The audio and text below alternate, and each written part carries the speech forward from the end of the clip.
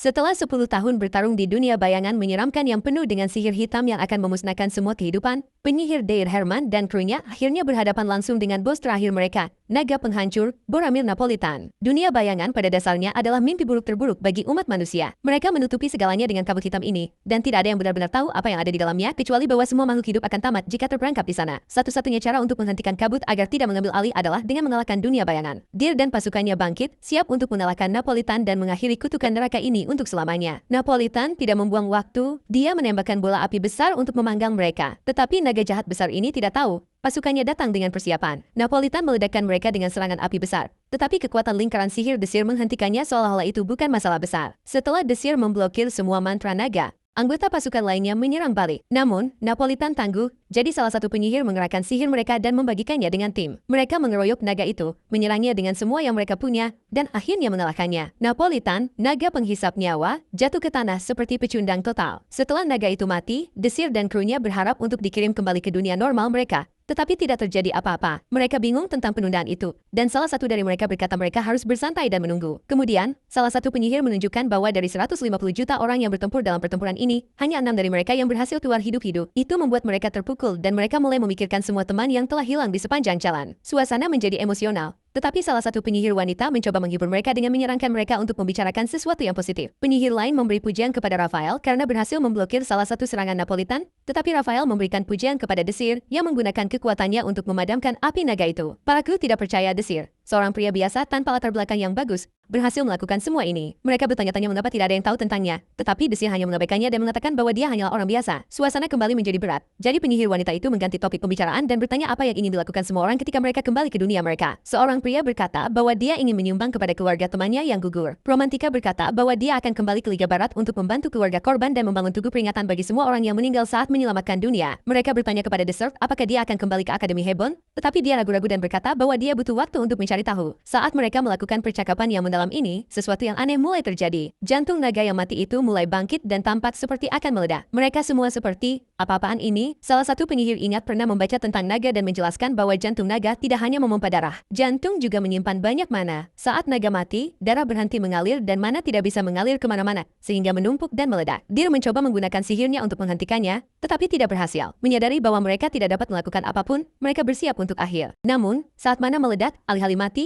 Desir malah dikirim kembali ke masa lalu. Desir berakhir di Akademi Hebrian dan mulai bertanya-tanya apa yang sebenarnya terjadi. Untungnya, ingatannya masih tajam, jadi dia mengenali beberapa wajah, bahkan wajah yang pernah ditemuinya di masa depan. Ternyata dia adalah murid baru di sekolah itu. Profesor Brigstad muncul untuk berbicara dengan para murid dan menjelaskan bahwa karena jumlah mereka sangat banyak, mereka harus mengikuti beberapa ujian untuk bisa masuk. Hanya 600 murid teratas yang akan lolos. Ujiannya melibatkan pembersihan dunia bayangan. Ketika Desir mendengar ini, jantungnya hampir melompat keluar dari dadanya karena dia tahu betul betapa berbahayanya dunia bayangan itu. Murid-murid lain mulai panik, tetapi Profesor Brigid mencoba menenangkan mereka, mengatakan bahwa dunia bayangan ini hanyalah dunia palsu yang dibuat untuk ujian dan bahwa mereka masing-masing akan memiliki mentor untuk membimbing mereka. Bahkan dengan keyakinannya, Desir masih merasa tidak nyaman harus berurusan dengan dunia bayangan apapun. Desir terus bertanya-tanya bagaimana dia bisa kembali ke masa lalu. Dia ingat pertarungan melawan Napolitan dan hilangnya orang-orangnya. Melihat sekeliling sekolah, dia menyadari bahwa dia pernah melihat bangunan-bangunan ini sebelumnya. Saat dia melamun, mentornya, Lori Doci, tiba-tiba muncul. Desir mengenali namanya dari masa depan. Lori adalah seorang ahli sihir api dan menduduki peringkat pertama di akademi. Lori memberitahu Desir untuk tidak stres memikirkan ujian dunia bayangan. Dia hanya ingin melihat apakah para siswa dapat menangani pertarungan. Dia memeriksa berkas Desir dan mengetahui bahwa dia adalah orang biasa. Dia memperkirakan bahwa meskipun dia lulus ujian, dia akan berakhir di kelas beta karena sekolah hanya menempatkan bangsawan di kelas alfa. Dia sudah mengetahui hal ini dan mengerti bahwa tidak peduli seberapa terampilnya dia sebagai orang biasa, dia tidak akan mendapatkan pendidikan yang layak. Dalam perjalanan, mereka bertemu dengan seorang pria menjengkelkan bernama Elim. Dia tidak terkejut karena dia sudah tahu hampir semua hal tentang sekolah dan orang-orangnya. Elheim adalah seorang penyihir air dan jelas tidak cocok dengan Lori. Desir dapat mengetahui bahwa Loria tidak menyukainya, tetapi lebih dari itu dia benar-benar membencinya. Elheim berasumsi Desir adalah pacar Loria, tetapi ketika dia mengetahui Desir hanyalah orang biasa, dia mengejek Lidoria karena menerima yang lebih rendah. Tetap saja, Elheim tidak melihat Desir sebagai ancaman apapun. Setelah Elheim akhirnya pergi, sebuah pengumuman muncul yang mengatakan bahwa ujian akan segera dimulai dan semua kandidat harus menuju ke lokasi ujian. Ketika mereka sampai di sana, Desir melihat sekeliling seperti dia berada di tempat yang sama sekali baru. Kemudian dia mendengar suara yang familiar di belakangnya. Itu Romantika, seseorang yang meninggal di masa depan. Desir bertekad untuk tidak membiarkan sejarah terulang kembali dan siap untuk mengubah masa depan. Desir berada di grup D dan ujian pertamanya adalah perlombaan di alam arens pada level pemula di dunia bayangan. Lori memberitahu Desir bahwa dunia bayangan tidak berbahaya dan dibuat hanya untuk ujian. Namun jika terjadi sesuatu yang mematikan, peserta dapat meninggalkan dunia bayangan. Sementara Ledora menjelaskan semua ini,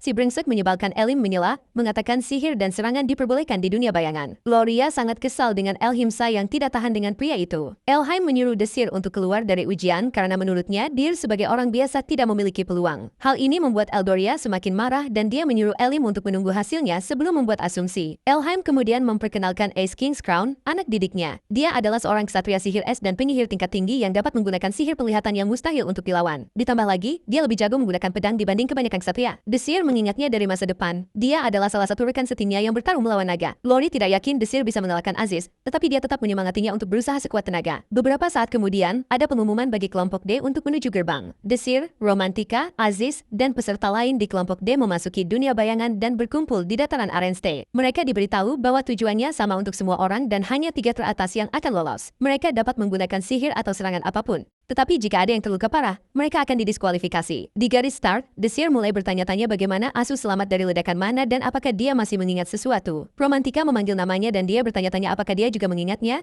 tetapi dia bilang dia mendapatkan namanya dari daftar. Dia tahu Desir adalah orang biasa, tetapi mengatakan kepadanya untuk tidak khawatir karena dia tidak menyerang orang lemah. Perlombaan dimulai dan semua orang berlari dengan kecepatan penuh kecuali Romantika dan Desir yang bergerak sangat lambat. Romantika tidak sengaja menginjak hewan peliharaan dan segera meminta maaf. Menurutnya itu lucu, yang membuat Dir bertanya apakah dia masih menganggap hal-hal seperti itu lucu. Ketika dia bertanya apa maksudnya dengan masih, Dir terdiam. Dia berasumsi Dir hanya berpura-pura mengenalnya untuk menggoda, tidak menyadari bahwa mereka sebenarnya pernah bertemu di masa depan. Tiba-tiba, salah satu peserta, Sing Egg, menembakkan tongkat api ke Romantika, tetapi Desir mendorongnya menjauh tepat pada waktunya. Sing mencoba menyerang lagi. Tetapi Romantika membalas dengan sihir serangan anginnya, memukulnya dengan keras. Sing didiskualifikasi karena serangan itu menyebabkan kerusakan serius. Romantika menghargai bahwa Desir mendukungnya, tetapi dia menyuruhnya untuk berhenti terlalu dekat dengannya. Desir berpikir mereka perlu mempercepat langkah atau mereka akan kalah dalam perlombaan. Hal ini mendorong Romantika untuk memamerkan kekuatannya. Dia menyalakan kekuatan sapuan aerosnya dan mengirimkannya terbang ke arah peserta lain yang jauh di depan. Adegan terus berlanjut dan orang-orang yang menjalankan tes mendiskusikan segalanya. Mereka penasaran bagaimana seseorang seperti Dir yang bukan dari latar belakang bangsawan dapat mengimbangi para ksatria sihir. Ledakan sapuan aeros Romantika mengenai Travertricus dan Nasi Holem dan mereka langsung didiskualifikasi karena ledakan itu melukai mereka dengan serius. Beruntung bagi Romantika, ledakan itu tidak kembali untuk mengenainya. Romantika menyuruh Desir keluar dari perlombaan atau dia akan mengalahkannya. Desir menganggap itu agak berlebihan,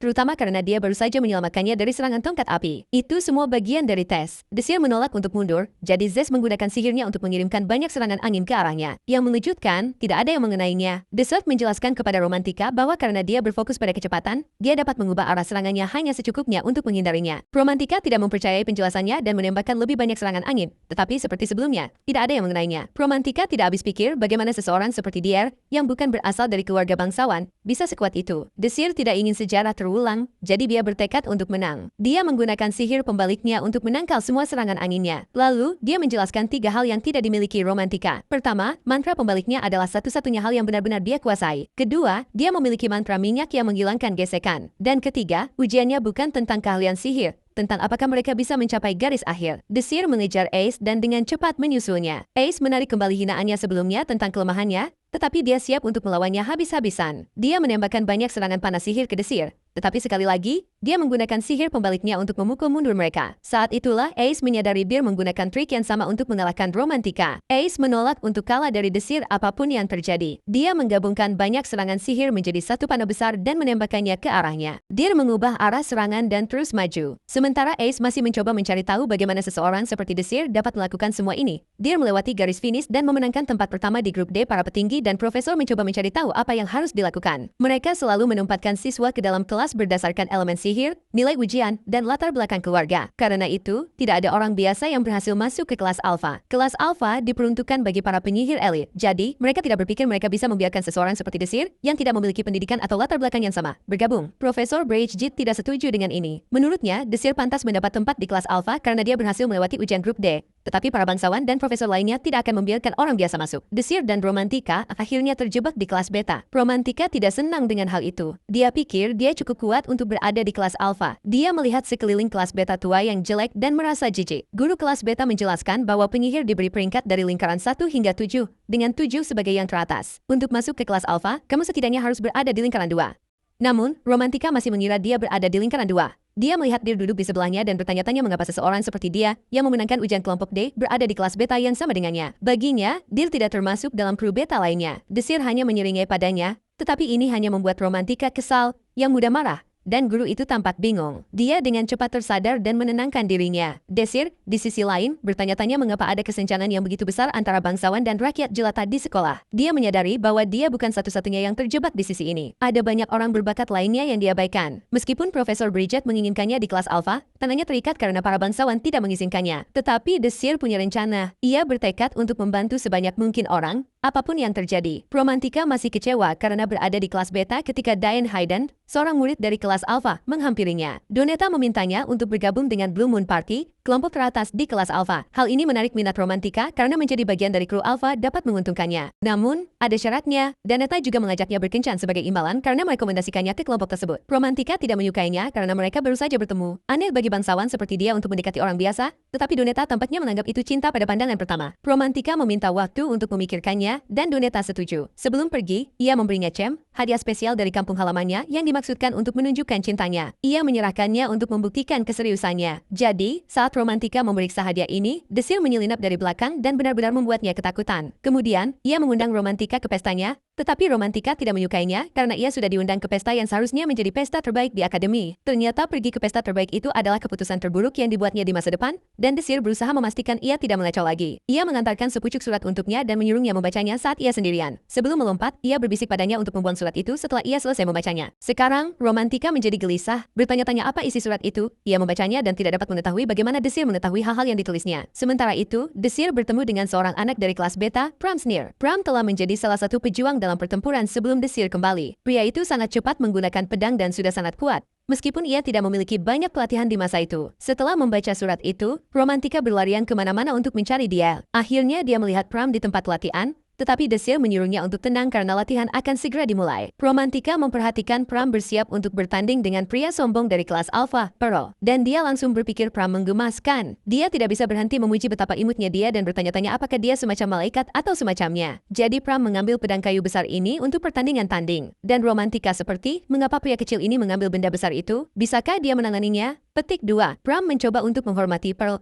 tetapi Pearl terlalu sombong dan tidak mau repot-repot bersikap sopan. Mereka memulai pertarungan dan Pram bergegas masuk sambil menghantamkan pedangnya yang berat ke pedang Pearl. Pukulannya begitu kuat hingga Pearl kesal seperti bagaimana anak beta ini bisa memukul begitu keras. Tetapi pedang Pram terlalu berat untuknya dan dia cepat lelah. Pearl mulai menyerangnya tanpa henti. Pram yang malang berusaha sekuat tenaga untuk menahan serangan itu, tetapi dia tidak cukup kuat untuk bertahan lama. Pram tidak bisa terus bertahan, jadi dia menyerah dan membiarkan seniornya mengambil alih. Pearl dinyatakan sebagai pemenang, tetapi si brengsek itu tidak puas karena bahkan orang biasa seperti Pram dapat bertahan melawannya sebentar. Jadi Persal mulai menendang Pram yang malang. Meskipun pertandingan sudah berakhir, Desir tidak senang dengan itu. Jadi dia melompat untuk menghentikan Pram agar tidak terluka parah. Desir memanggil Pearl dengan mengatakan dia hanya iri karena Pram lebih berbakat darinya. Itu membuat ego Pearl terpukul keras. Jadi dia mencoba menghantamkan pedang kayu ke Desir, tetapi Desir menangkisnya dengan lengannya dan pedang itu pecah berkeping-keping. Pearl tidak punya pilihan selain pergi. Karena sangat malu, Desir berakhir dengan cedera kecil di lengannya. Pram membantunya membalutnya agar tidak terlalu sakit. Setelah itu, Pram secara resmi memperkenalkan dirinya kepada Desir. Namun Romantika yang baru saja menyelesaikan pertarungannya tidak bisa menahan diri karena menurutnya Pram sangat imut. Sebelum Desir sempat memperkenalkan dirinya,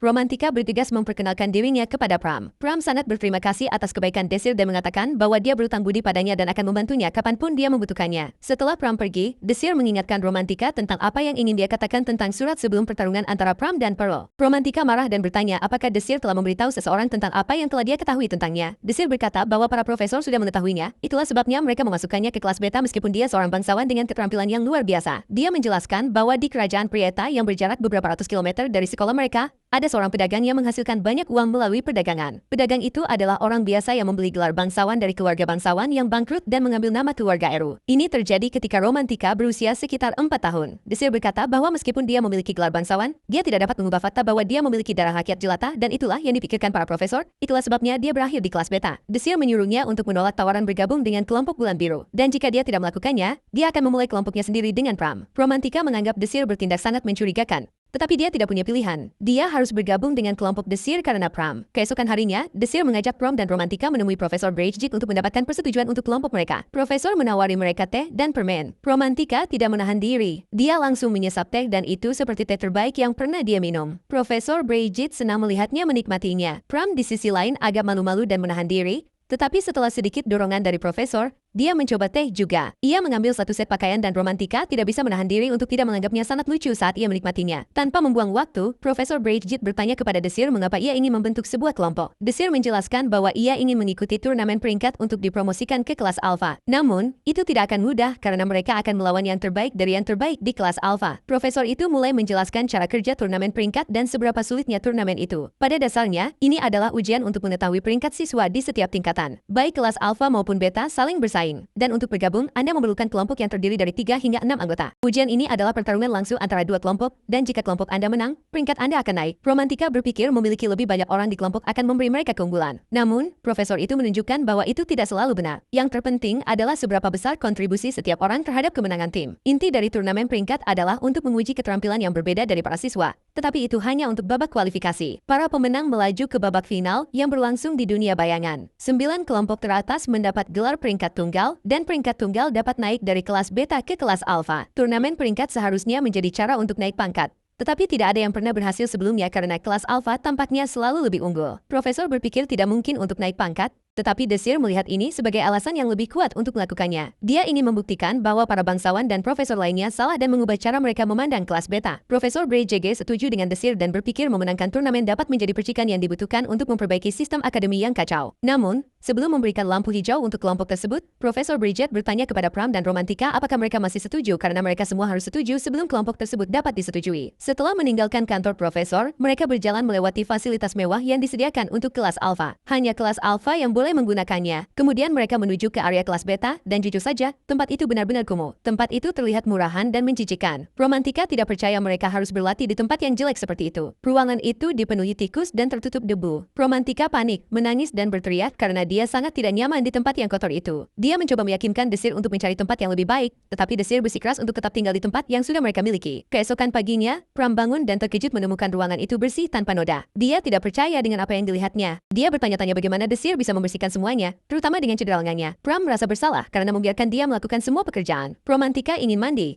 tetapi Desir mendorong mereka untuk bersiap-siap berlatih. Tepat saat Romantika mulai kehilangan akal sehatnya lagi, Desir mengingatkannya bahwa inilah yang perlu mereka lakukan jika ingin naik peringkat. Romantika merasa tidak mungkin mereka bisa mengalahkan para petarung papan atas di kelas alfa, dan dia mulai menyesal telah mengatakannya untuk bergabung dengan kelompok Desir. Pram sudah mendalami latihannya dengan pedang kayu yang berat. Romantika bergabung dan Desir menyuruhnya untuk melatih akurasi sihirnya. Dia menggambar lingkaran di dinding dan menyuruhnya untuk memukulnya menggunakan sihir anginnya. Dia berhasil mengenai lingkaran yang membuat Desir terkesan, tetapi sekarang dia ingin dia membidik bagian tengah. Romantika berpikir itu mustahil, tetapi Desir mengingatkannya bahwa jika dia tidak meningkatkannya, mereka tidak akan memiliki peluang melawan kelas alfa. Dia tahu dia mampu melakukannya karena dia telah membuktikannya di masa depan. Desir kemudian memberi Romantika tugas lain. Dia harus memindahkan bola ke tengah lingkaran menggunakan sihir anginnya. Dia menjelaskan bahwa dia perlu memvisualisasikan arus udara di sekitar bola untuk mengarahkannya. Pada percobaan pertamanya, dia berhasil melakukannya. Desir mendorongnya untuk terus berlatih selagi masih segar dalam ingatannya. Kali ini, Romantika bersemangat untuk mencoba lagi karena pujian Desir meningkatkan kepercayaan dirinya. Desir mengalihkan perhatiannya ke Pram, yang siap menghadapi apapun yang akan terjadi selanjutnya. Pram sudah menjadi pendekar pedang yang terampil, dan Desir tahu tidak banyak yang bisa diajarkan padanya. Ia yakin jika Pram mengasah keterampilannya, ia akan cukup kuat untuk memenangkan turnamen peringkat. Desir tidak bisa melupakan bagaimana di masa depan, ilmu pedang Pram hanya dengan rapier tidak dapat dihentikan. Karena penasaran, Desir bertanya kepada Pram mengapa ia menggunakan pedang besar alih-alih senjata yang lebih ringan saat ia melawan pendekar pedang kelas alfa tempo hari. Pram menarik Desir ke samping dan mulai menjelaskan. Ia mengatakan bahwa ia tidak tahu seperti apa rupa ayahnya. Ibunya adalah orang biasa dan ayahnya adalah bangsawan. Ia lahir di luar nikah dan satu-satunya yang ditinggalkan ayahnya adalah rapier. Dia mengenali senjata itu sebagai senjata yang digunakan Pram di masa depan. Pram mengatakan bahwa dia belajar tentang pedang saat berusia 6 tahun. Mengetahui bahwa ayahnya mewariskannya untuknya, dia memutuskan untuk belajar ilmu pedang, berharap suatu hari nanti ketika dia bertemu ayahnya, dia akan layak untuk menggunakannya. Ibunya menyuruhnya untuk tidak mencari ayahnya karena mereka hidup di dunia yang sama sekali berbeda. Ibunya bahkan tidak pernah memberitahunya nama ayahnya. Desir menyadari bahwa jika Pram pergi mencari ayahnya,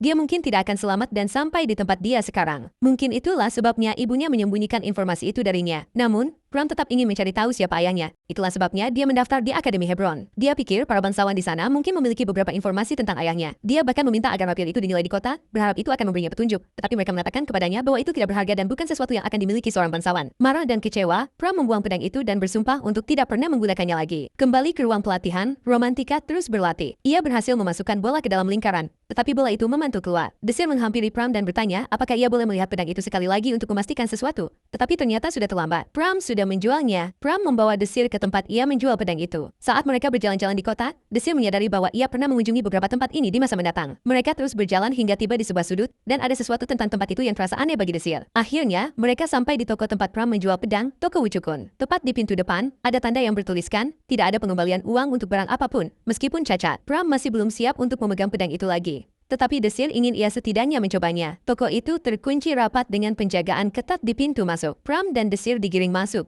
Tetapi pemilik toko yang berpenampilan lusuh, Wain, langsung mengenali Pram. Wen bertanya mengapa mereka ada di sana, dan Pram berkata dia ingin membeli kembali rapier yang telah dijualnya. Won dengan cepat mengingatkan mereka tentang kebijakan tanpa pengembalian uang, tetapi Desir tidak peduli. Dia tidak mencari pengembalian uang, hanya untuk membeli pedang. Won telah memberitahu Pram bahwa rapier itu tidak berharga sebagai senjata. Dia mencoba meremehkan nilainya lagi, tetapi Desir menunjukkan bahwa itu adalah kemufen, pedang yang diberikan para bangsawan sebagai hadiah untuk kekasih mereka. Penjaga toko yang tidak tahu apa-apa itu tidak dapat menemukan cara untuk membuka pedang itu, tetapi dia tetap mencoba menjualnya seharga 40 perak. Mengingat dia membelinya dari Pram hanya seharga 3 perak, itu sama saja dengan perampokan di jalan raya. Pram merasa ditipu, tetapi si brengsek yang tamat itu membela diri, mengatakan bahwa dia membelinya sebagai pedang yang tidak berguna dan sekarang menjualnya sebagai bahan kimia. Desir tahu bahwa rapier itu berharga, jadi dia tidak ragu untuk membayar 40 perak. Wu Kayon, si penipu yang licin, menyesal tidak meminta lebih. Tetapi kesepakatan adalah kesepakatan. Desir menyerahkan 40 perak dan Won memberinya rapier. Pria itu sangat sombong, mengira anak buahnya tidak akan tahu cara membukanya. Tetapi dia tidak tahu seberapa terampil Desir. Dia menemukan cara membukanya dan menyerahkannya kepada Pram. Pram bingung tentang apa yang harus dilakukan, tetapi Desir menuntunnya. Ada alur kecil di gagangnya, dan Desir menyuruh Pram menggunakan kukunya untuk menariknya dan melepaskan bilahnya. Pedang itu tidak terbuat dari besi atau perak. Itu terbuat dari bahan gila yang disebut blasium. Itu lebih keras dari baja, tetapi ringan seperti bulu. Pedang inilah yang akan digunakan Pram di masa depan. Mereka akan berangkat.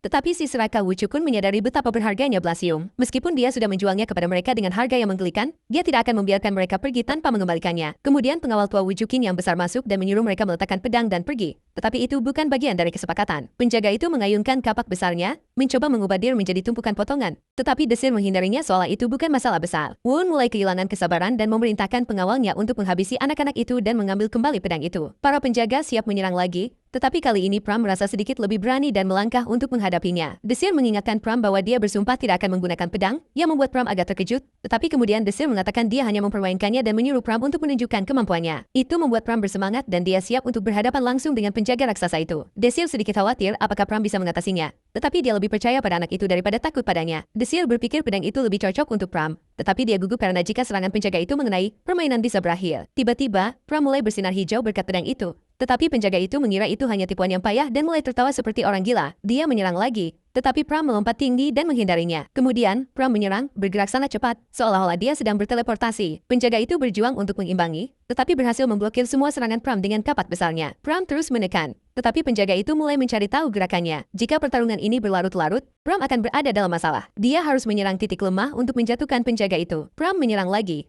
tetapi kali ini penjaga itu mendaratkan tendangan keras yang membuatnya terbang ke dinding. Sepertinya Pram berjuang untuk menghadapi penjaga raksasa itu, tetapi Desir membuatnya bersemangat lagi, menyuruhnya untuk percaya pada ayahnya. Pram meraih pedang itu lagi dan melihat beberapa tulisan di atasnya. Dia tidak tahu apa artinya, tetapi dia siap bertarung demi ayahnya apapun yang terjadi. Pram menyerang penjaga itu dengan lebih fokus kali ini. Penjaga itu mengayunkan kapaknya untuk mencoba menjatuhkan Pram, tetapi Pram membelah kapak itu menjadi dua dengan pedangnya. Sebelum penjaga itu dapat memikirkan langkah selanjutnya, Pram membalikkan pedangnya, mengaitkan orang itu, dan menjatuhkannya seperti Goliat. Pram menyadari bahwa tanpa ayahnya dan pedang yang ditinggalkannya, dia tidak akan memiliki kesempatan melawan raksasa itu. Mereka memutuskan untuk keluar. Tetapi Won yang serakah berpikir mereka terjebak karena hanya penjaga raksasa yang dapat membuka pintu. Sebelum Won bahkan dapat berkedip, Pram membelah pintu itu dengan pedangnya dan mereka keluar dari sana. Dalam perjalanan kembali, Desir memutuskan untuk mengambilkan mereka beberapa tusuk sate. Pram menjadi emosional dan mulai menangis bahagia. Bersyukur memiliki seseorang seperti Desir sebagai teman. Pram memutuskan untuk tetap bersama Desir dan mengikuti jalan yang diinginkan ayahnya untuknya. Sementara itu, Romantika telah berlatih keras sementara Pram dan Desir keluar. Akhirnya, ia berhasil mengendalikan bola dan mendaratkannya di dalam lingkaran. Namun, tentu saja, tidak ada seorang orang pun di sekitar untuk melihat momen besarnya. Ia bahkan melancarkan sihir serangan anginnya mengenai semua yang ada di tengah lingkaran yang digambar desir. Kemudian, Romantika bertemu dengan Danetta di kelas Alpha. Danetta membawakannya makanan lezat,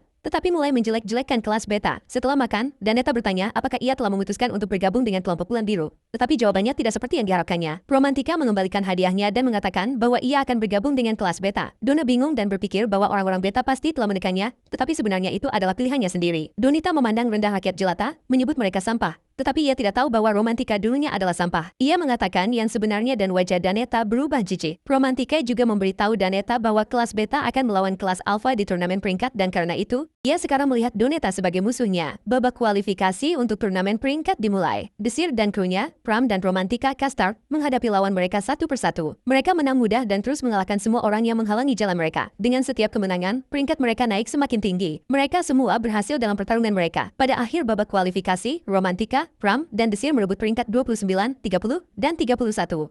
Sekarang mereka siap menghadapi para petarung kelas Alpha di babak final. Kabar sampai ke Profesor kelas Alpha bahwa kelas Beta berhasil masuk ke dalam 30 besar. Ia mulai kehilangan kesabaran. Khawatir mereka akan menjadi kelas Beta pertama yang berhasil sejauh ini. Pria itu marah besar, benar-benar kehilangan kesabaran karena jika kelas Beta naik peringkat, reputasi kelas Alpha akan tercoreng. Ia memerintahkan kelompok Blue Moon untuk mengerahkan seluruh tenaga dan mengalahkan kelas Beta, memastikan mereka tidak naik lebih tinggi lagi dan menjaga harga diri kelas Alpha tetap utuh. Profesor itu menoleh ke arah Ice Throne, yang sebelumnya pernah bertengkar dengan Deer, dan bertanya apakah dia bisa mengalahkannya. Seperti yang dikatakan, dia lebih unggul. Tetapi itu tidak cukup untuk menenangkan Profesor. Dia menekannya lagi, dan Aziz dengan percaya diri mengatakan dia akan menang. Dengan itu, Profesor itu menjulukinya sebagai murid kelas 1 terlemah di kelompok Bulan Darah, kelompok yang mencakup Pearl, si brengsek yang melawan Pram dulu, dan Doneto, pecundang yang mencoba menyeret Romantika ke kelompok Bulan Biru. Dier adalah orang pertama yang pernah mengalahkan Ace, dan dia masih kesal tentang hal itu. Tetapi sekarang dia bersemangat dan siap untuk mengalahkannya apapun yang terjadi. Setelah meninggalkan kantor Profesor, Pearl dan Doneto bertemu dengan Aziz untuk mengajukan beberapa permintaan pribadi. Karena mereka berselisih dengan kelas Beta, Pearl meminta untuk melawan Pram dan Doneto ingin melawan Romantika. Ace memberi mereka lampu hijau, tetapi dia menjelaskan bahwa Desir tidak boleh diganggu. Kru kelas Beta bersiap untuk ronde terakhir dan Pram serta Daer bertanya-tanya seperti apa latihan mereka selanjutnya. Namun, Daer ingin mengerahkan seluruh tenaga dengan persiapan khusus untuk ronde terakhir. Pertandingan terakhir turnamen peringkat akan berlangsung di Dunia Bayangan Academy. Di sanalah mereka menciptakan kembali berbagai macam peristiwa bersejarah. Jika mereka dapat menghentikan peristiwa itu, mereka akan membersihkan dunia bayangan. Bagian yang sulit, mereka tidak tahu pasti peristiwa apa yang akan terulang di sana. Daer punya rencana gila. Mereka perlu membaca seluruh koleksi buku sejarah di perpustakaan akademi. Kedengarannya benar-benar gila. Tetapi tidak ada cara lain. Saat mereka menyelami buku-buku itu, Romantika menjadi penasaran dan bertanya apa yang terjadi ketika Desir dan Pram mengunjungi toko bukayan. Pram bersembunyi di balik buku, menolak untuk membocorkan rahasia. Romantika mencoba membujuknya untuk berbagi, tetapi dia tidak bergeming. Saat dia mencoba merebut buku itu dari tangannya, buku itu terbang keluar dan menghantam kepala Desir. Desir mengabaikannya dan menyuruh mereka fokus membaca. Tepat saat itu, Ace masuk. Dia meminta maaf karena meremehkan Desir terakhir kali mereka berhadapan dan berkata dia siap untuk memberikan segalanya kali ini. Tekadnya jelas dan jelas dia naik level. Desir setuju karena itulah yang dia inginkan karena itu satu-satunya cara untuk menghentikan sejarah terulang kembali. Akhirnya, saatnya untuk turnamen peringkat terakhir. Kru Alpha Blue Moon sudah berada di gerbang dunia bayangan. Turnamen ini merupakan acara besar di akademi, jadi bahkan orang-orang dari kota telah muncul untuk menonton. Romantika dan Pram memperhatikan sesuatu yang mengejutkan. Desir benar-benar mengenakan dasinya dengan benar untuk kali ini. Romantika selalu mengira dia adalah tipe orang yang sengaja membiarkan dadanya terbuka, tetapi Desir menjelaskan bahwa dia biasanya merasa dasi terlalu menyesakan. Namun untuk kesempatan ini, dia harus tampil keren. Timnya menawarkan untuk memberinya dasi yang lebih nyaman, tetapi Desir hanya menonton mereka. Terkesan dengan betapa santainya mereka saat melawan anak laki-laki Alpha. Kru Beta berjalan menuju gerbang dunia bayangan. Tampak percaya diri. Beberapa anggota Alpha Blue Moon memperhatikan Deer dan menganggap dia bukan tantangan yang berat. Namun Asus lebih tahu. Dia memperingatkan pasukannya untuk tidak meremehkan Deer karena dia sangat menyadari kemampuannya. Untuk mengalahkan dunia bayangan, para pemain harus memecahkan masalah tertentu. Namun, inilah yang terpenting. Mereka bahkan tidak tahu apa masalahnya. Romantika berkata, bagaimana kita bisa mengetahui ini dan semua keinginan itu hanya cara kerjanya? Di dunia bayangan, mereka dapat menggunakan segala jenis serangan sihir, gangguan, atau apapun yang dapat mereka pikirkan. Aturan utamanya, jika kamu terkena serangan yang dapat membunuhmu, kamu keluar. Selain itu, semakin banyak kamu membantu membersihkan dunia bayangan, semakin banyak poin yang kamu kumpulkan. 9 pemain teratas bahkan mendapatkan gelar peringkat tunggal. Begitu mereka berada di dunia bayangan, semua orang akan ditempatkan di tempat acak. Pikiran pertama Desir, temukan krunya. Tiba-tiba, sebuah sambaran es datang ke arahnya, tetapi dia menghindarinya tepat pada waktunya. Orang yang melemparnya melangkah keluar, siap untuk bertarung dengan Desir. Dia mulai menyerangnya dengan serangan es, tetapi Deer tidak mudah dikalahkan. Dia melawan balik dengan tongkat apinya. Ternyata dia punya beberapa keterampilan dan sihir yang hebat. Dia menembakkan gelombang air, tetapi Desir menangkisnya lagi dengan sihir apinya. Dia dengan cepat menyadari bahwa salah satu mantranya adalah untuk pertahanan. Kemudian dia menggabungkan mantranya seperti bos sejati dan melancarkan serangan besar padanya. Dia bahkan mulai menjelek-jelekannya karena dia orang biasa tepat ketika dia pikir dia telah mengalahkannya. Desert membalikkan keadaan dengan mantra inversinya dan mengalahkannya. Dia keluar dari permainan, meninggalkan 29 pemain yang masih bersaing. Salah satu dari mereka berkeliaran di tempat teduh di bawah terik matahari. Dia ketakutan karena dia takut kulitnya yang bagus akan terbakar. Tiba-tiba, angin sepoi-sepoi bertiup dan dia menyukai udara sejuk, tetapi dia tidak tahu bahwa Romantika akan menyerangnya dengan serangan anginnya. Bam! Dia terkena serangan itu dan dikeluarkan dari turnamen. Sekarang, hanya tersisa 27 orang dalam permainan. Romantika dan Pram beruntung dan berakhir di tempat yang sama. Tidak seperti Desir, mereka bertanya-tanya di mana Desir berada. Romantika menggunakan sihirnya untuk mengintai area tersebut dan menemukan 3 musuh di dekatnya. Salah satunya sangat dekat. Dia mencoba mengalahkan yang terdekat dengan sihir anginnya, tetapi serangan itu diblokir oleh sihir inversi. Sementara itu, 2 musuh lainnya melihat dia dan Pram. Kelemahan dari penggunaan sihir inversi adalah lokasi penggunanya diketahui. Lawan mereka mengira mereka unggul karena Romantika dan Pram berasal dari kelas beta, yang mereka sebut lemah. Menyebut kelas beta sebagai sampah membuat Romantika dan Pram kesal, dan mereka siap menunjukkan kepada para alfa sombong ini siapa sebenarnya sampah. Dia menyerang. Tetapi si alfa itu bukan orang yang mudah ditaklukkan. Pria itu menangkis serangan lemah Pram dengan pedangnya dan menjatuhkannya kembali. Romantika menyuruh Pram untuk bangkit dan melanjutkan ronde berikutnya. Tanpa membuang waktu, Pram dan si alfa itu beradu lagi. Pedang mereka saling beradu dan kali ini keduanya terdorong mundur. Kemudian gadis alfa lainnya maju dengan sihirnya untuk menyerang Pram. Tetapi Pram begitu cepat sehingga tidak ada serangannya yang mengenai. Kru alfa tidak percaya betapa cepatnya Pram, terutama karena dia dari kelas beta. Keadaan semakin memanas, jadi si alfa menyuruh rekannya untuk menggunakan sihir areanya, tetapi sebelum dia selesai melemparkannya, Romantika menghempaskannya dengan serangan angin. Sekarang menjadi 2 lawan 1. Si alfa berjuang untuk mengimbangi Romantika dan Pram. Dan akhirnya, Romantika menghabisinya dengan serangan angin lainnya. Romantika dan Pram merayakan setelah mengalahkan kedua petarung alfa itu dan berharap kru alfa lainnya sama lemahnya dengan para pecundang ini. Kemudian Romantika ingat bahwa serangan angin pertamanya diblokir oleh sihir inversi. Dan satu-satunya orang yang bisa melakukan itu adalah Desir. Saat itulah keinginannya untuk berada di dekatnya selama ini menyaksikan mereka bertarung muncul. Akhirnya dia melihat Desir dan memanggilnya keluar dari persembunyian. Desir melangkah keluar, bangga dengan seberapa baik timnya menangani para pejuang alfa. Dia menepuk kepala Pram karena telah berjuang begitu keras. Romantika merasa senang berada di tim yang sama dengan Desir, tetapi dia masih kesal karena Desir memblokir mantranya sebelumnya. Di sisi lain dunia bayangan, seorang pria lemah diserang oleh tim lain dan akhirnya dikeluarkan. Sekarang hanya tersisa 18 orang dalam permainan. Kemudian, Desir menjelaskannya kepada krunya, mengatakan ada 2 cara agar mereka dapat naik level ke kelas alfa. Opsi pertama, mereka menempati posisi pertama dengan mengalahkan dunia bayangan. Opsi kedua, mereka bertahan hidup dan masuk ke 9 besar. Mengalahkan dunia bayangan pada dasarnya adalah hal yang mustahil karena tim lain akan mengeroyok mereka saat mereka mencoba untuk membersihkannya. Tetapi mencapai 9 besar, itu bisa dilakukan, karena tim lain juga akan saling bertarung dan lebih banyak orang akan tersingkir. Tiba-tiba, hujan mulai turun, jadi mereka merunduk di bawah pohon karena itu satu-satunya pilihan mereka. Romantika mulai berpikir bahwa menargetkan 9 besar sebenarnya masuk akal, dan dia menyadari bahwa dia tidak akan memikirkannya jika dia sendirian. Ini membuatnya merasa lebih dekat dengan timnya. Kemudian suara lonceng dari menara jam sebelumnya berdering di seluruh dunia bayangan dan setiap tim mendengarnya. Romantika seperti, tentang apa itu? Deer mengingatkannya pada buku sejarah yang mereka baca di perpustakaan akademi. Ternyata menara jam sebelumnya adalah semacam alat sihir tingkat tinggi yang memuntahkan monster sesuai jadwal. Monster baru saja muncul dan sekarang mereka terjebak dalam misi bertahan hidup. Profesor kelas alfa bersemangat karena dia pikir anak-anak beta tidak memiliki peluang. Monster yang muncul adalah tikus Kildra. Makhluk ini adalah monster aneh dengan sekumpulan anggota tubuh seperti tikus dan suka meminum darah manusia. Begitu ia mengunci seseorang, ia tidak akan berhenti mengejar mereka. Tikus Kildra berguling bersama pasukannya dan mereka mulai mengejar Desir dan timnya. Romantika mencoba menggunakan serangan anginnya, tetapi tidak berhasil melawan tikus monster itu. Tikus monster itu bersembunyi di suatu tempat di antara kawanan tikus. Satu-satunya cara untuk bertahan hidup dalam misi ini adalah dengan mengalahkan tikus Kildra. Tetapi untuk bisa menembak monster itu, mereka harus mencari tahu di mana ia bersembunyi di antara kawanan tikus yang besar itu. Desir menggigit tangannya sendiri dan melemparkan darahnya ke kawanan tikus, mengejar mereka. Tikus Kildra melompat keluar dari kawanan untuk mengejar darah. Begitu ia melompat, Romantika melepaskan serangan anginnya dan mengenainya. Meskipun mengenai, tikus itu tangguh dan mengabaikan sebagian besar kerusakan. Tikus monster itu menyelam kembali ke dalam kawanan tikus. Pram memutuskan memutuskan untuk maju dan mencari monster itu sendiri, jadi dia menyerbu ke dalam kawanan. Dia tahu monster itu pasti telah menerima beberapa kerusakan dari serangan Romantika. Kawanan itu mengepung Pram saat dia mencari monster itu. Dia mulai panik. Khawatir hal yang sama yang terjadi sebelumnya mungkin terjadi lagi. Dia mulai menghabisi tikus satu persatu,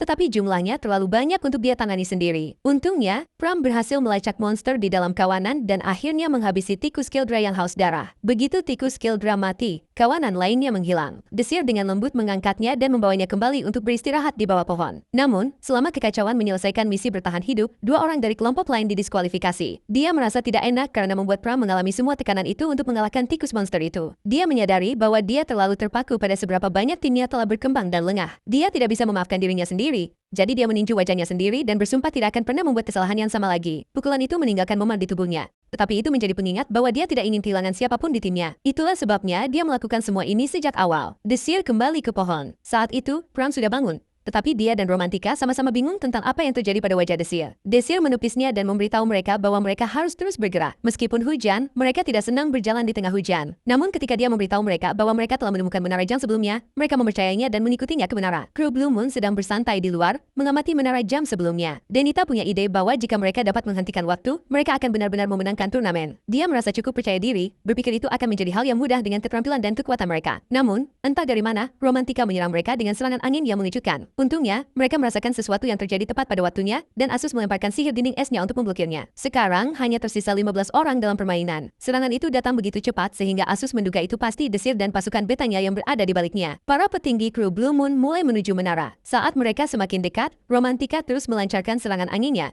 Tetapi pasukan Blue Moon terlalu kuat. Mereka memblokir semuanya. Romantika kecewa. Tetapi dia tidak terkejut dengan seseorang seperti Aziz di tim mereka siap untuk apapun. Romantika mulai panik karena sekarang tempat mereka terekspos. Tetapi Desir, otak dari operasi itu, tampaknya sama sekali tidak khawatir. Dia punya rencana dan memberitahu Romantika untuk menyerang kelompok lain sebagai gantinya. Romantika menganggap itu langkah bodoh karena itu hanya akan membawa semua orang ke menara. Tetapi Desir menyuruhnya untuk percaya padanya, jadi dia melakukannya dan mengeluarkan 2 pemain dari tim lain, sehingga jumlah total pemain menjadi 13.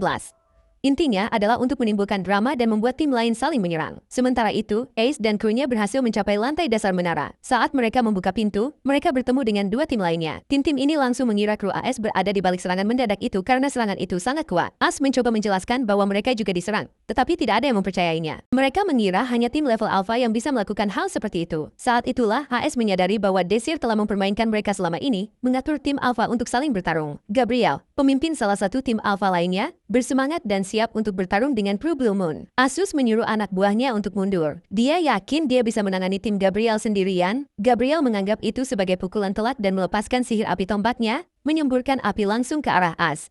Aus terbakar api. Dan tepat ketika kru Gabriel hendak memujinya sebagai penyihir api teratas, Aus keluar dari kobaran api dan menyerang salah satu musuh dengan sihir dinding esnya, membekukan mereka di tempat. Ternyata pasukan Gabriel tidak cukup kuat, jadi dia menyuruh kelompok alpha lain untuk bekerja sama dengan mereka guna melawan kru Blue Moon. Dia berkata bahwa itulah satu-satunya cara agar mereka bisa mencapai peringkat teratas. Kelompok lain setuju dan mereka semua mulai menembakkan panah ke arah Aziz. Pertarungan menjadi liar dengan darah di mana-mana dan tanah berguncang hebat. Lalu tiba-tiba, guncangan berhenti. Desir dan gengnya bingung tentang apa yang terjadi. Romantika dan Pram mengira semuanya sudah berakhir, tetapi Desir kesal karena tidak ada pengumuman tentang siapapun yang dikeluarkan dari turnamen. Mereka mendengar langkah kaki mendekat dan tentu saja itu adalah kru Blue Moon. Asus memimpin pasukannya langsung ke Desir dan gengnya. Desir berharap terjadi pertarungan santai antara kelompok Alpha, tetapi alih-alih menyingkirkan mereka dari turnamen, Aziz malah mengunci mereka dengan sihir esnya. Seluruh rencana Desir akan berhasil jika Ace mengalahkan tim Alpha lainnya. Tetapi dia mengacaukannya. Sekarang Ace bertekad untuk mengalahkan Desir dan menantangnya untuk bertarung demi membuktikan bahwa dia layak menjadi top ranker. Ace menggunakan sihir dinding esnya untuk menghancurkan tanah di bawah Desir,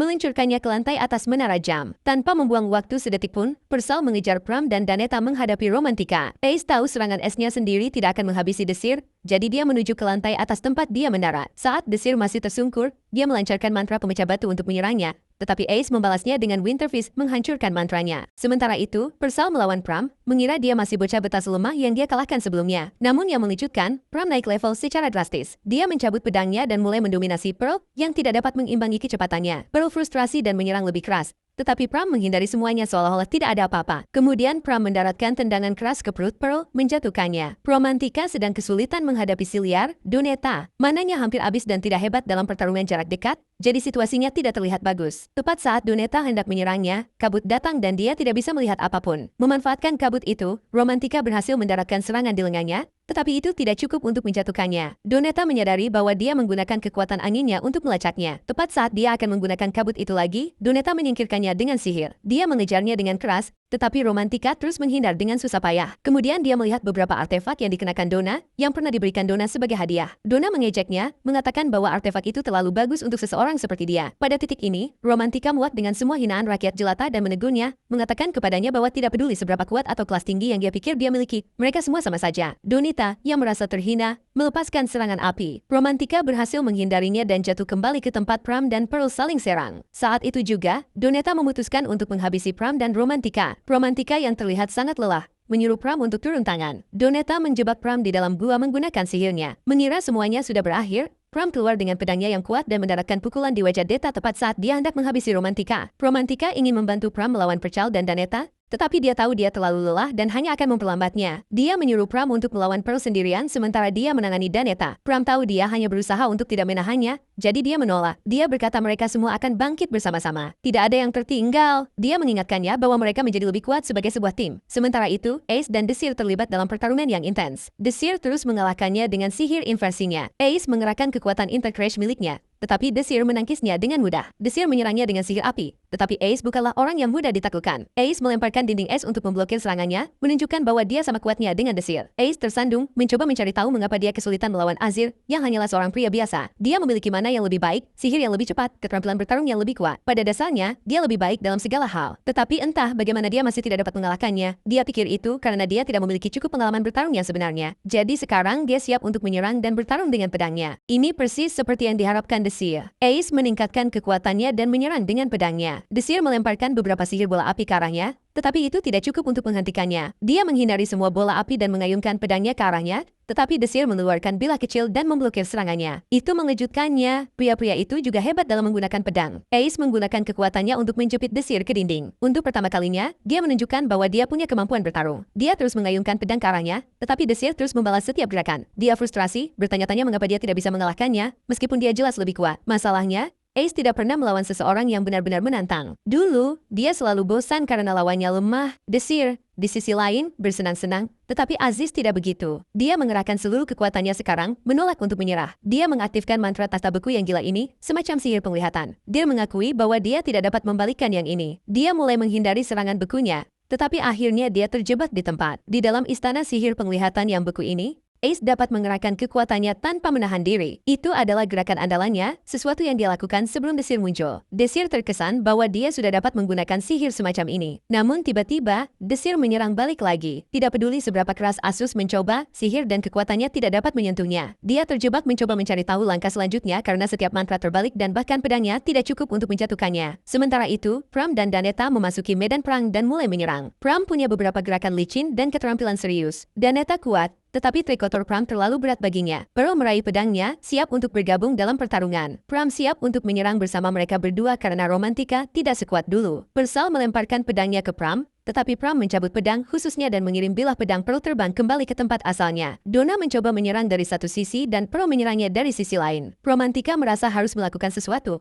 jadi dia menyuruh Pram untuk merunduk. Dia menggunakan serangan anginnya untuk menjatuhkan kedua idiot itu. Ace tidak menyerah, jadi dia memperkuat pedang sihirnya, yang merupakan jurus pamungkas bagi para ksatria sihir. Biasanya, butuh waktu 10 tahun untuk mempelajarinya, tetapi Ace melakukannya dalam waktu singkat. Dia mengerahkan seluruh kemampuannya, dan Desir melemparkan bola api dan sedikit sihir batu padanya, tetapi tidak ada yang berhasil. Ace akhirnya menghantamkan pedang sihirnya ke bilah kecil Desir, mematahkannya. Desir menutup matanya dan Asus mengira dia menang. Tetapi yang tidak dia ketahui adalah bahwa saat mereka bertarung, Desir diam-diam mengacaukan sihir menara jam. Pejabat itu mengumumkan bahwa misi telah selesai. Kekuatan sihir menara jam sebelumnya telah terputus dan berhenti bekerja. Itulah akhir dari babak final turnamen peringkat. Desir dinyatakan sebagai orang yang menyelesaikan misi. Profesor Fragman, yang bertanggung jawab atas kelas Alpha, sangat kesal karena anak buah Alphanya kalah dari kelas Beta. Dia yakin Profesor Brigit pasti telah berbuat curang untuk membantu tim Beta menang. Menurutnya, mustahil orang biasa bisa mengalahkan ksatria sihir dan membersihkan dunia bayangan. Namun, para profesor hebat lainnya di akademi tidak memiliki memiliki pecahan apapun, mereka hanya pecundang karena tidak ada bukti kecurangan dalam turnamen. Sebelum turnamen, kepala sekolah telah memutuskan peringkat tunggal, tetapi dia tetap mengadakan pertemuan dengan para profesor lain untuk mendengar pendapat mereka, meskipun pendapat mereka buruk. Setelah turnamen, Desir menjelaskan rencana timnya kepada Aziz, yang masih kesal karena kalah dari orang biasa. Selama ronde terakhir, tujuan Desir adalah untuk memangkas jumlah alfa menjadi 9 dengan membuat tim lain bertarung satu sama lain, tetapi Ace mengetahui rencananya. Asus berpikir Desir dan timnya tidak akan berhasil sebagai peringkat tunggal kecuali mereka mengalahkan kelas alfanya. Desir menjelaskan bahwa 3 tim lain mengincar mereka, yang membantu mengalihkan perhatian tim alfa Asus dari tujuan mereka. Desir dan krunya berhasil mencapai menara jam tepat sebelum tim alfa. Desir mencoba mencari tahu mantranya, tetapi tidak punya banyak waktu. Ia nyaris tak bisa menganalisanya karena ia sibuk bertarung 1 lawan 1 dengan Ace. Jika semua alfa menyerangnya bersamaan, ia pasti sudah tamat. Ace menyadari bahwa Desir tidak hanya fokus pada pertarungan. Harry memikirkan gambaran yang lebih besar. Sama seperti saat ujian masuk, ia mulai bertanya-tanya apakah ia telah bermain sesuai keinginannya selama ini. Dan sekarang, ia merasa benar-benar kalah. Desir mengira ia nyaris lolos karena jika Ace sedikit lebih cepat,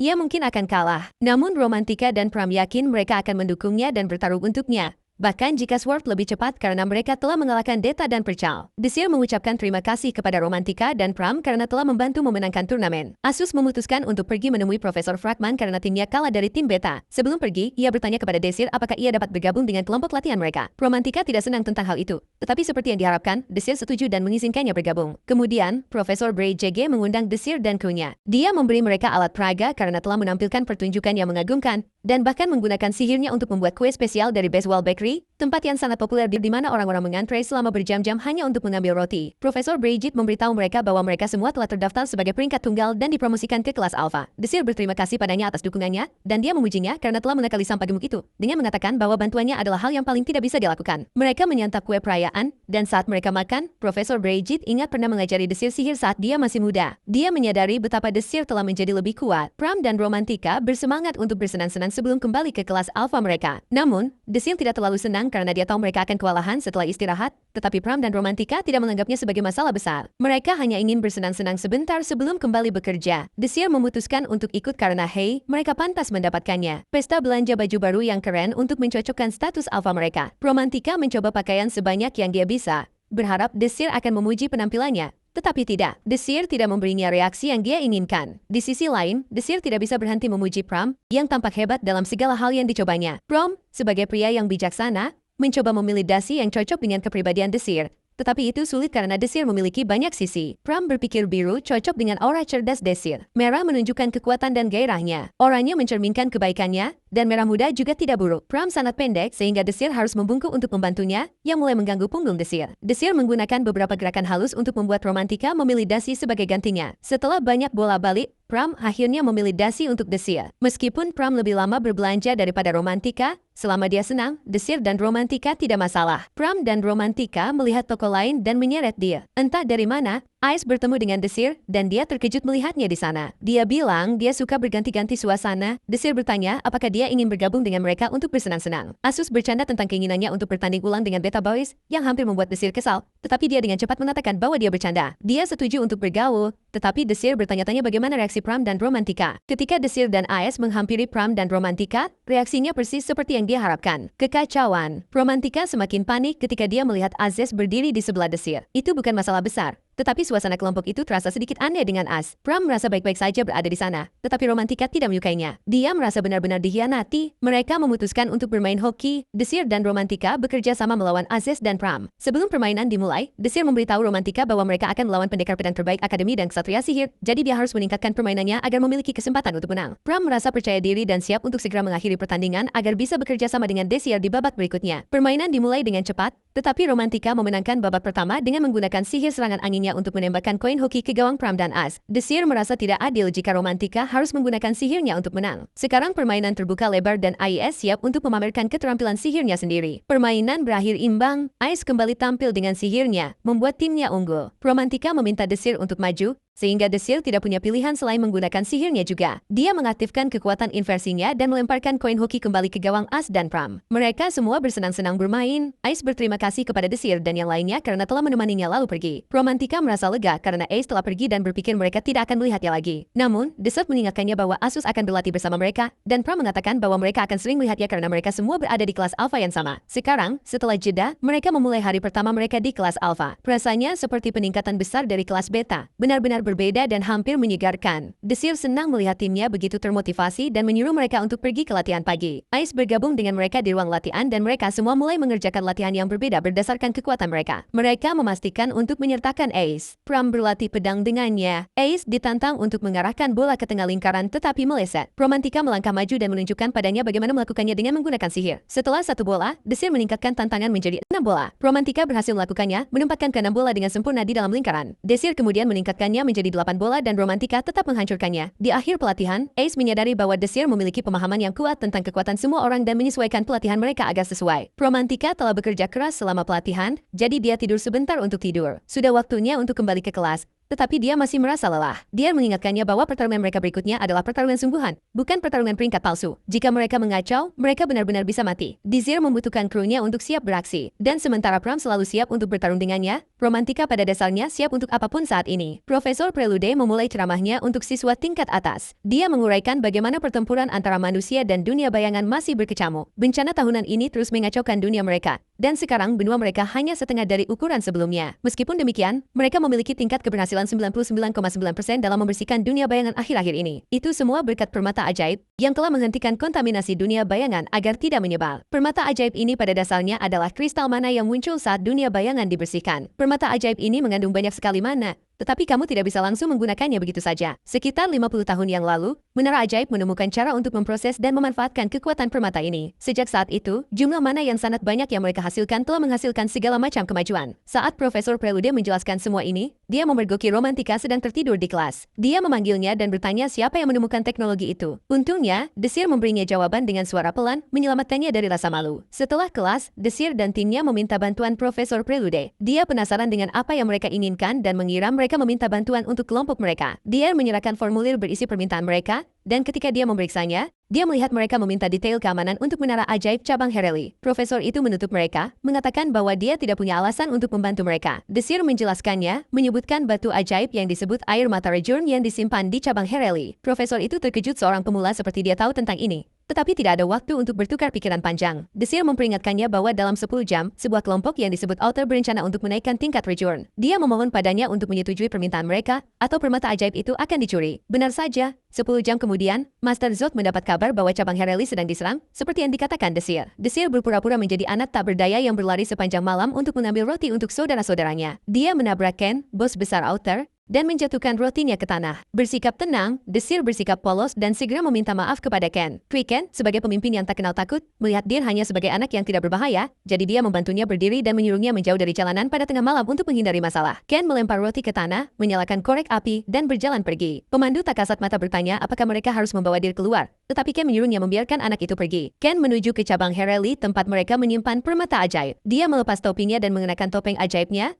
membuat semua penjaga tak kasat mata muncul, siap menyerang gerbang Hereli. Para penjaga menembakkan penyihir mereka dan bola api berterbangan kemana-mana. Kraken memerintahkan mereka untuk menghantam gerbang dengan keras. Seperti yang diharapkan, menara ajaib di cabang Hereli sulit ditembus, dilindungi oleh sihir yang kuat. Gerbang itu bertahan melawan serangan orang luar. Meskipun sihir pertahanannya sangat kuat, Kraken tahu itu tidak dapat menangani dua jenis serangan sekaligus. Dia menyuruh para penjaganya untuk masuk dengan pedang mereka sementara para penyihir terus menggunakan sihir. Serangan gabungan itu akhirnya menghancurkan gerbang menara. Di dalam menara, mereka bertemu dengan sekelompok penjaga yang melindunginya. Para penjaga mencoba melawan dengan sihir mereka, tetapi itu tidak cukup untuk menghentikan kru Kraken. Anak buah Ken terlibat dalam pertarungan pedang yang brutal dengan para penjaga menara, dan segalanya menjadi kacau. Sementara pertarungan berkecamuk, Ken menjadi tidak terlihat dan menyelinap melewati para penjaga dengan para penyihir tak terlihatnya, sama sekali tidak diperhatikan. Mereka mencapai tempat di mana permata ajaib itu disimpan. Para penyihir Ken mencoba mendobrak kotak itu, memegang permata itu dengan sihir api dan es mereka. Tetapi itu tidak cukup kuat. Ken menyuruh para penyihir lemahnya untuk minggir agar dia bisa menanganinya. Dia menggunakan salah satu mantra terkuatnya, kemarahan bumi untuk menghancurkan kotak itu. Tepat saat Ken hendak mengambil permata itu, Pram muncul dengan pedang khususnya dan menyuruh para orang luar untuk menyerah. Ken terkejut bahwa seorang anak seperti Pram tahu siapa mereka. Dia mengira Pram hanyalah seorang siswa akademi yang lemah dan memerintahkan para penyihirnya untuk menghabisinya. Kraken memiliki 2 penyihir dan 4 pendekar pedang bersamanya, tetapi Pram siap untuk melawan mereka semua. Sihir penyihir itu mirip dengan romantika, jadi Pram menggunakan pengetahuan itu untuk menghindari serangan mereka. Para penyihir berjuang untuk mengimbangi kecepatannya, jadi para pendekar pedang itu maju, siap untuk bertarung. Sebelum mereka sempat bergerak, Pram sudah mengalahkan salah satu dari mereka. Kraken menyadari Pram tidak bisa diremehkan, jadi dia melompat maju. Dia menggunakan sihir pengikatnya untuk menjebak tangan Pram dan melanjutkannya dengan pukulan telak ke perut Pram. Kraken memuji Pram atas keahliannya, tetapi berpikir anak itu masih terlalu hijau. Kraken mencoba mengunci Pram dengan mantra pengikat lainnya, tetapi kecepatan Pram membuatnya menghindari sebagian besar serangan itu sampai akhirnya dia tertangkap dan terperangkap di dalam gua. Para penyihir Kraken melancarkan serangan sihir mereka pada Pram, tetapi tepat pada waktunya, Romantika muncul dan memblokir semuanya. Dia dengan cepat mengalahkan pendekar pedang itu. Ken dan para penyihirnya melindungi diri mereka dengan baju zirah sihir mereka. Romantika terus menyerang, tetapi mantranya tidak dapat menembus pertahanan mereka. Namun, dia tidak menyerah, dan Ken menyuruh para penyihirnya untuk melindunginya sementara dia mencoba melarikan diri dengan permata ajaib. Pram tidak akan membiarkan itu terjadi, jadi dia bergerak untuk menghentikannya. Sementara Pram sibuk dengan para penyihir, Kraken mengucapkan mantra lain yang membuat seluruh bangunan hancur menjadi batu bata. Dia menggunakan batu bata untuk melindungi dirinya sendiri, tetapi setiap kali Pram menghancurkannya, mereka akan terbentuk kembali. Romantika akhirnya keluar dari persembunyian untuk membantu Pram. Kraken bingung bagaimana mereka tahu dia akan mengincar handuk ajaib. Dia menuntut untuk mengetahui siapa yang mengirim mereka dan mengancam akan membuat hidup mereka sengsara jika mereka tidak menyerah. Romantika dan Pram tidak terpengaruh oleh ancamannya yang lemah. Ken yakin sihir Romantika tidak dapat menyentuhnya,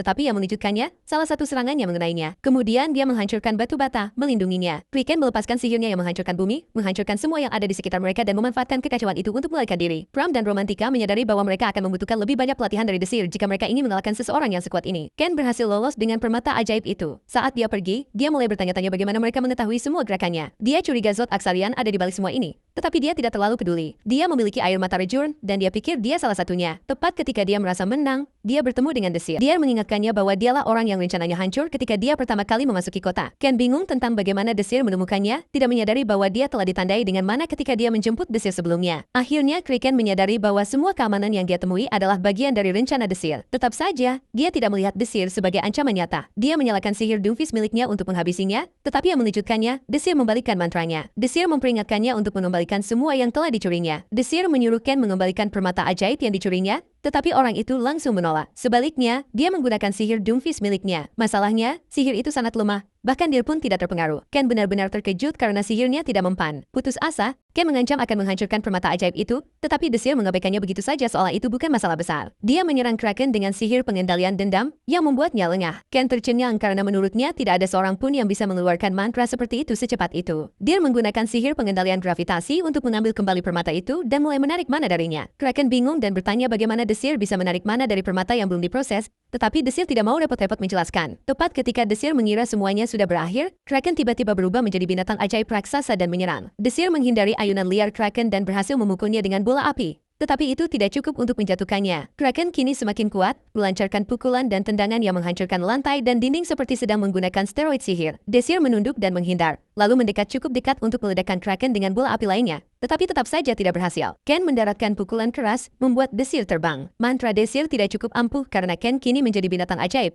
Tetapi Ken masih bisa menggunakan sihir saat dalam mode binatang. Kraken tampaknya lebih unggul. Ia melancarkan Doomfist dan mantra penyihir lainnya. Ia melompati serangan besar, tetapi terkena pukulan Ken yang membuatnya terbang ke udara. Saat terjatuh, Desir akhirnya mendapat cukup waktu untuk membalikan serangan besar Kraken kembali padanya. Ken siap menghabisi Dir, jadi ia melancarkan sihir penyihir gila yang menyatukan semua batu bata yang rusak menjadi satu batang besar. Dir mencoba membalikkannya, tetapi batu bata itu tetap saling menempel. Ken melompat tinggi dengan tongkat bata dan mencoba menghantamkannya ke kepala Desir untuk menghabisinya. Tetapi Desir mengaktifkan semacam perisai ajaib yang menghalangi serangan itu. Kraken tidak mau menyerah. Jadi dia terus memukul perisai itu hingga akhirnya hancur, menimbulkan banyak debu di mana-mana. Mengira dia menang, Ken mulai merasa bangga pada dirinya sendiri. Yakin dia telah mengalahkan Desir. Namun kemudian dari dalam debu, Desir melangkah maju, mata merahnya yang bersinar menyala-nyala. Ken tercengang. Dia tidak percaya Desir selamat dari serangan besar itu. Desir mengatakan kepadanya bahwa karena Kraken menggunakan mantra langka, butuh sedikit waktu baginya untuk mengetahuinya, tetapi sekarang dia telah membalikannya sepenuhnya. Desir menembakkan bola api besar dan meluncurkannya langsung ke arah Ken. Bola api itu melesat menembusnya dan Ken jatuh seperti seperti sekarung batu bata seperti Goliath. Tepat setelah mengalahkan Kraken, Pram dan Romantika muncul dengan sangat bersemangat dan menyerang Desir dengan penuh semangat. Desir kembali menemui Profesor Prelude dan sebagai imbalan untuk melindungi air mata Reginald, ia meminta pertandingan catur dengan Master Zod. Prelude menganggap itu permintaan yang cukup aneh,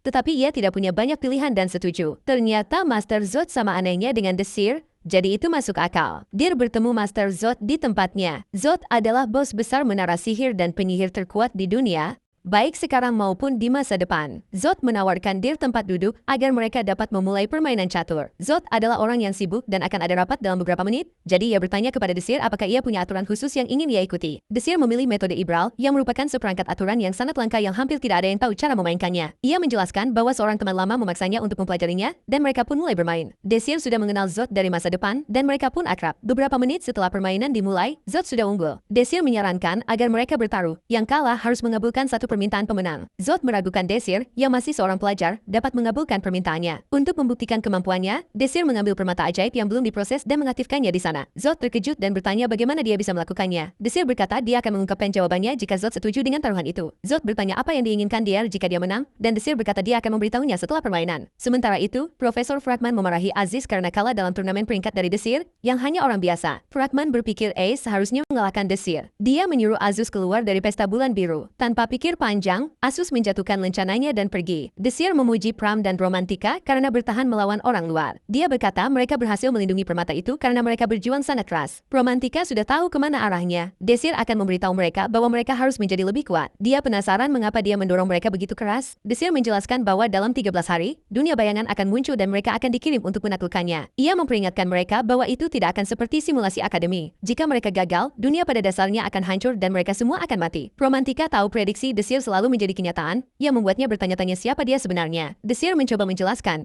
tetapi Romantika memutuskan dia ingin mencari tahu sendiri. Mereka semua tahu mereka harus naik level, jadi mereka pergi ke ruang pelatihan dan mulai berlatih seolah-olah hidup mereka bergantung padanya. Setelah meninggalkan pesta bulan biru, Asus bertemu dengan Dazir dan mengatakan kepadanya bahwa dia sekarang berada di bawah sayapnya.